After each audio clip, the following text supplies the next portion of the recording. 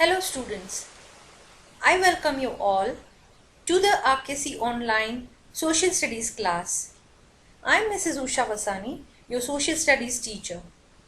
Today we are going to study about chapter number 6, The Hot Deserts, part 3. Children, I hope you all must have watched two parts which is previously uploaded. So both the parts were uploaded and this is a continuation of the same chapter. If any one of you have missed watching first two parts of it, better watch that two parts first and then watch part 3 for better understanding. So let's get started. Children, let us do the recapitulation of the previous two videos and get connected to today's learning objectives. In the previous videos, we understood about what are deserts. First of all, let us understand basically what a desert is. Desert is an arid or semi-arid biome. They get less than 25 centimeters, that is less than even 10 inches of rainfall per year. Even this region has a moisture deficit. These areas are known as desert areas.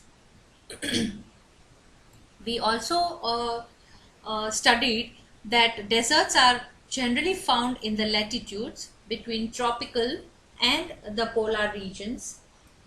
Generally, deserts are found between 15 degree latitude and 30-degree latitude north and south of the equator, and those areas are known as hot deserts or tropical deserts. They lie near the Tropic of Cancer and Tropic of Capricorn. Here the sun beats down from a cloudless sky. Some examples of hot deserts are Sahara and Kalahari in Africa, the Great Australian Desert in Australia, the Atacama Desert of South America, and we also discussed a lot of information about Atacama Desert of South America.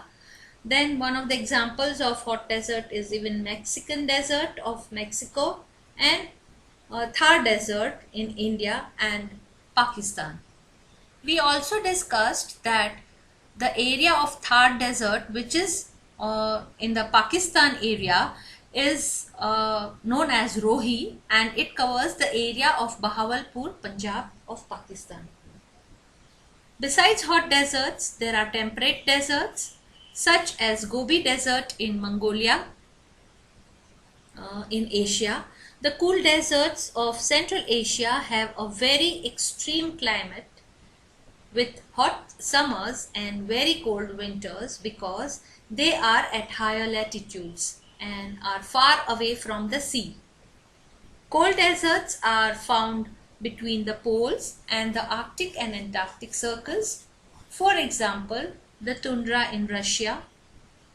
In the cold deserts, temperatures are extremely low and these deserts do not have any significant vegetation. They don't have any vegetation because the soil of this area is completely frozen throughout the year, and hence there is no vegetation much possible there. We also discussed about the climate of desert. A feature of desert sky is that there are no clouds, and thus in the daytime the desert heats up rapidly. Similarly at night, since the sky is clear, it also cools down very rapidly. So deserts have an extreme climate. If you remember, children, I also told you that during the daytime it is generally very hot and the temperature may soar up to 50 degrees Celsius, but at the night time the temperature drops down rapidly and may also go down to 10 degree though it is summer. In some of the deserts such as Atacama, there is no rain recorded till now. We also discussed about the plant life. The vegetation found in desert is adapted to withstand the extreme climate and the scarcity of water. Trees and shrubs have long roots and go deep into the soil in search of water. Leaves are the part through which a plant loses water, and thus most of the plants do not have leaves, and their part in their place they have thorns or thick waxy coatings to prevent water from getting evaporated. We also discussed about the trees which are found in the plant life which are found in desert area mostly are cactus, acacia, and also we discussed about the baobab tree, which is a unique tree found in the Kalahari desert of Africa and also in the Australian desert. I also told you that baobab tree is a national tree of Madagascar. Then I told you about the uniqueness of the tree trunk of baobab tree is barrel shaped and becomes hollow inside as it gets older. Also I told you that the tree trunk can store up to 1000 liters of water within it. So this was all about the previous two videos, a small and quick recap of the previous two videos. Now today's learning objectives would be to study and understand the animal life in the deserts and also to study and understand the human life in the deserts. So first let us begin with the animal life. Animal life of desert. There are many types of animals and insects in deserts. Wildlife such as hyenas, foxes, gerbils, hedgehogs, and insects such as spiders and scorpions are found here. Some of these animals sleep during the day and come out at night to avoid the heat. The most important and useful animal found here is the camel. Most of the mammals that live in the deserts are very small, but also large mammals like camels, gazelles, and donkeys have adapted to deal with the very dry conditions. These animals can survive for long period of time without water. Let us know more about a small and a tiny animal called jerboa. Here there are six things that we need to know about the uniqueness of this small animal, which is rarely seen, and it is equally cute animal. At about 2 to 6 inches in length, the average jerboa is roughly equal in size of a human fist. While this would appear to make them easy targets, researchers say they can jump up to 3 or 6 or even 10 feet in air when threatened by predators. This small, tiny, cute little animal also it lives in a small hole, and it can squeeze itself and live inside.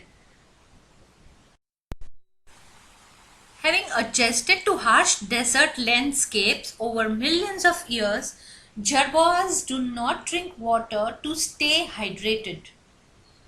In fact, they meet all their moisture needs through diet, which typically consists of plants, seeds, and small insects.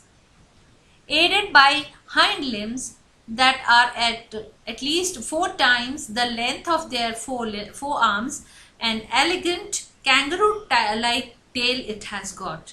Jerboas can live up to about 6 years, but they aren't suitable as pets.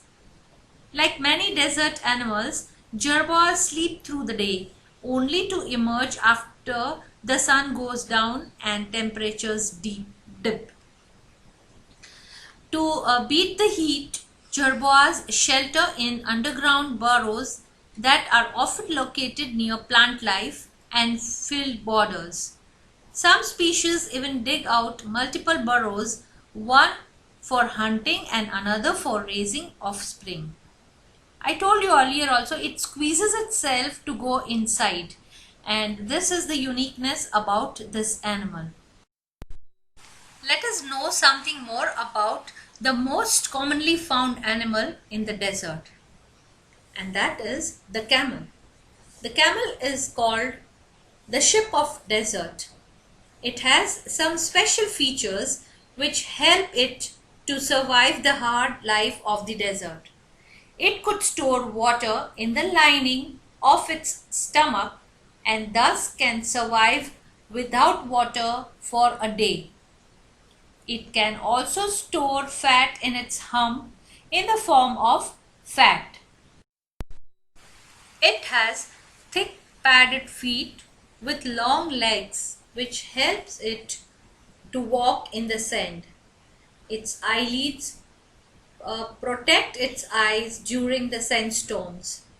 It has tough, strong lips and jaws, which help it to eat thorny bushes and cactus without hurting itself. Children, we discussed about the smallest and the cutest animal, that is jerboa. Then we discussed about the most commonly found animal, camel. Now let us know something about the ferocious hyenas.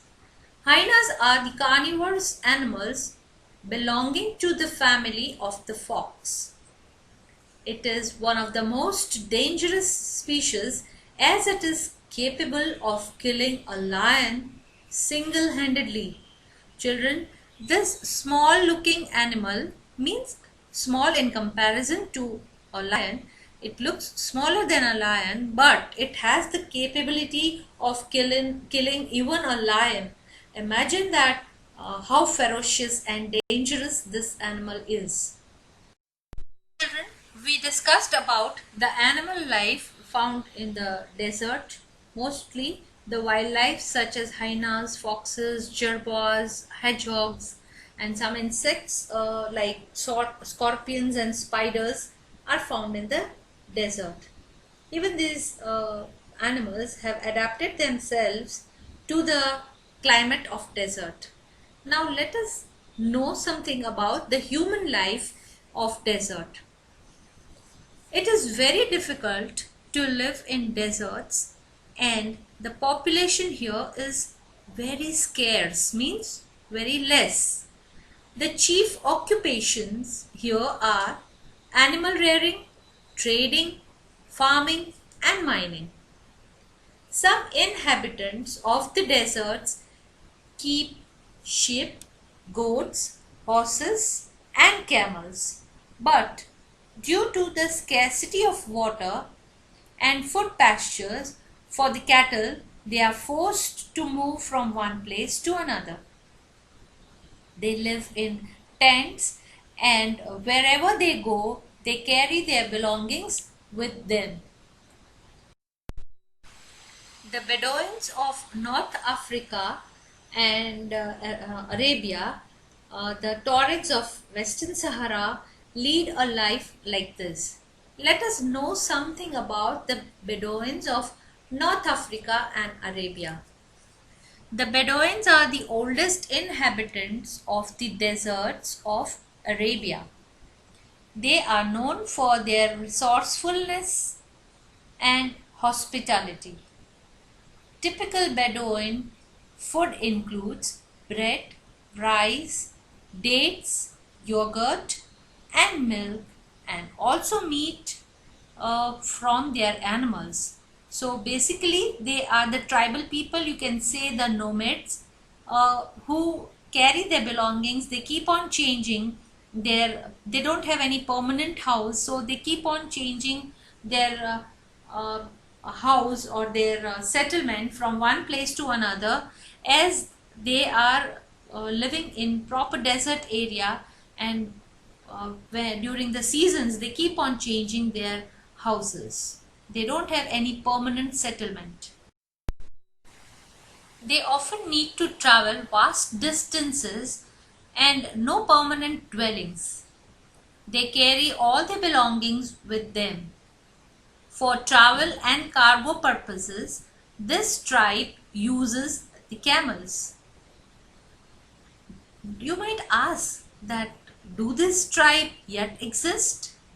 Yes, today there are about 1 million Bedouins living in Syria making a living herding sheep and goats.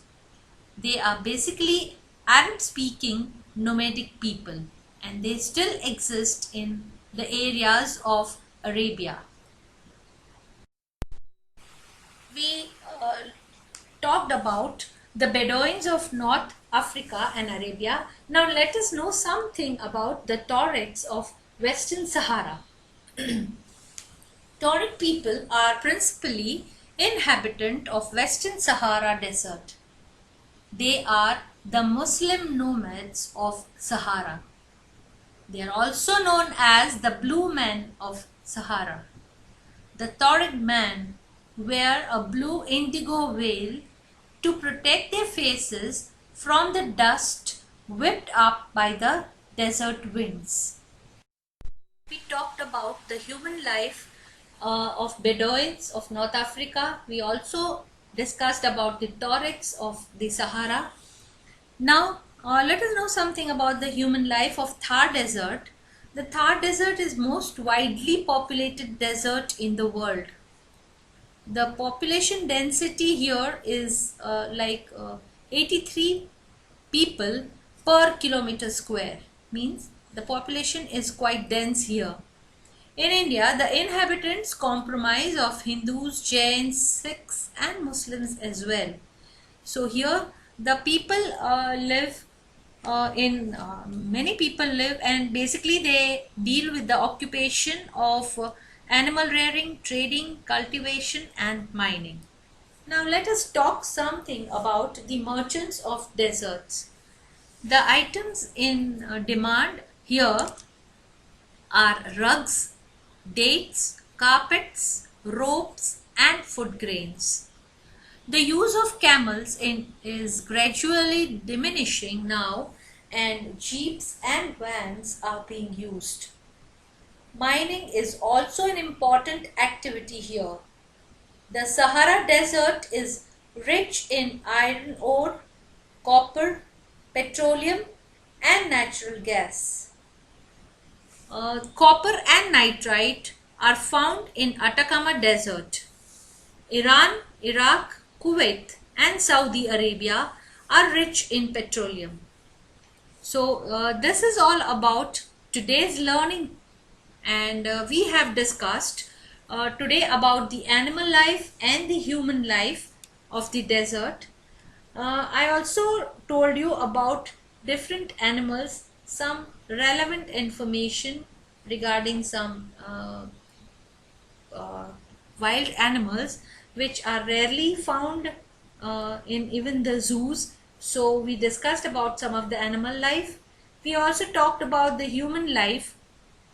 And one important thing, children, if you don't know, that there are small patches of land in deserts which have water in form of lakes or springs and they are called the oases.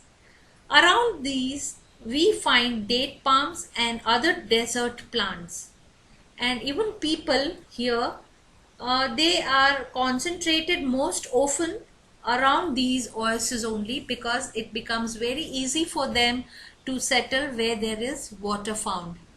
So this is all about today's learning and the animals we talked about, they also adapt to themselves to the climate. Some of them sleep during the daytime and come out during the night time. We talked about the most commonly found animal, camel, and the camel is the most important animal. It is also called the ship of the desert. We also talked about the human life and the main occupations of the people here. We discussed that the occupation of the people here is animal rearing, trading, cultivation and mining.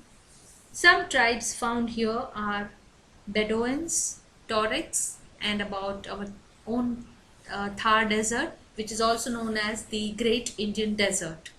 So this is all about today's learning. How was our journey to the desert? It was very exciting, wasn't it? I'm sure you all must have enjoyed knowing about the climate of desert, the plant life, the animal life, and also knowing about the human life of the desert. Children, in future, if the situation gets normal, we will surely request the principal to send us on a trip to desert. But as of now, I think this virtual trip was also very informative, isn't it? So children, this is all about today's learning. See you soon with another learning video. Thank you and stay safe. Till then, keep learning.